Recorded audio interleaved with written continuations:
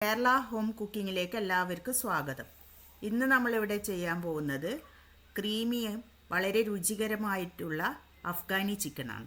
Fresh cream, cashew nut, തൈര് എന്നിവയെല്ലാം ചേർത്ത് വളരെ സിമ്പിളായ ഒരു റെസ്റ്റോറൻറ്റ് സ്റ്റൈൽ ഡിഷ് നമുക്ക് നമ്മളെ വീട്ടിൽ തന്നെ ഉണ്ടാക്കിയെടുക്കാം.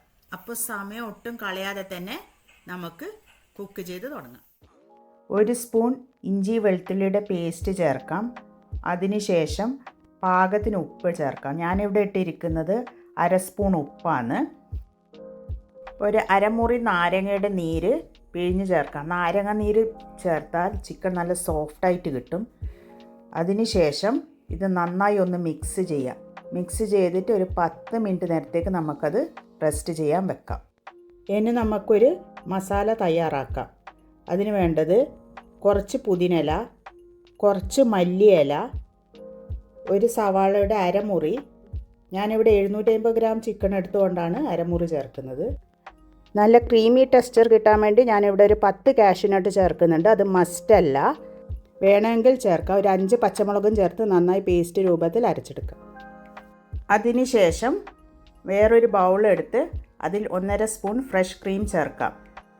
അതിനൊപ്പം 2 സ്പൂൺ പുളിയില്ലാത്ത തൈരും കൂടി ചേർത്ത് അതിനൊപ്പം 1/2 spoon garam masala, 1/2 spoon chaat masala, 1 spoon കുരുമുളക് പൊടിയും.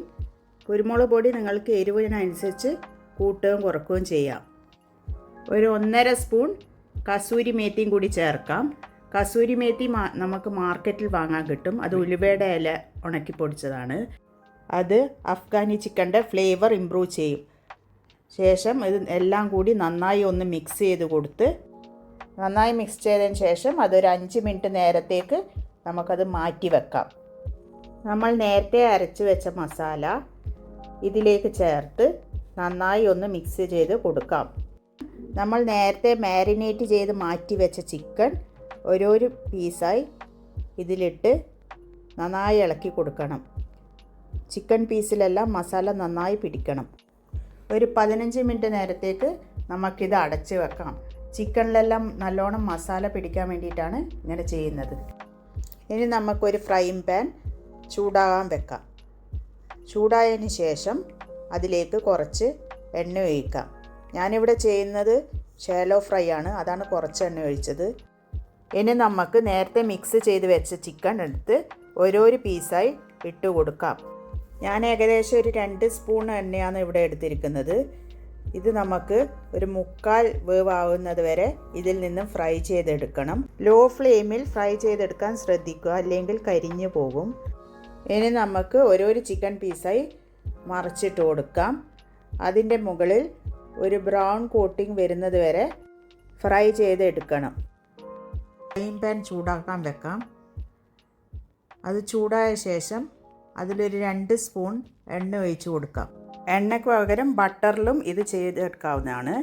ഈ എണ്ണ ഒന്ന് ചൂടായി വരുമ്പോൾ അതിലേക്ക് നമുക്ക് ഒരു ചെറിയ കഷ്ണം പട്ട, 4 ഗ്രാമ്പു, 4 ഏലക്ക, ഒരു 5-6 കുരുമുളക് എല്ലാം കൂടി ചേർത്ത് നന്നായി ഒന്ന് ഇളക്കി അതൊന്ന് പൊട്ടി വരുമ്പോൾ അതിലേക്ക് നേരത്തെ ചിക്കൻ്റെ ബാക്കി വന്ന മസാല നമുക്കിതിലേക്ക് ഒഴിച്ചു കൊടുക്കാം.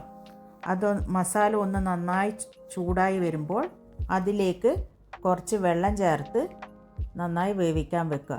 അടിക്ക് പിടിക്കാതെ ഇളക്കിക്കൊണ്ടേയിരിക്കണം. ഇനി നമുക്ക് ഫ്രൈ ചെയ്ത് വെച്ചിരിക്കുന്ന ചിക്കൻ അതിലേക്ക് ആഡ് ചെയ്ത് ഒന്നും കൂടി വേവിച്ചെടുക്കാം. നന്നായി വെന്ത ശേഷം അതിലേക്ക് കുറച്ച് മല്ലിയിലയും കൂടി ഞാൻ ചേർത്ത് കൊടുത്തിട്ടുണ്ട്. നമ്മളെ ടേസ്റ്റിയായ അഫ്ഗാനി ചിക്കൻ ഇവിടെ റെഡി ആയിരിക്കുന്നു. എല്ലാവരും ഒന്ന് ട്രൈ ചെയ്ത് നോക്കണം. ഇതിൻ്റെ കൂടെ കഴിക്കാനായി ഞാൻ ഗാർലിക് ലാച്ച പൊറോട്ടയാണ് ഉണ്ടാക്കിയിരിക്കുന്നത്.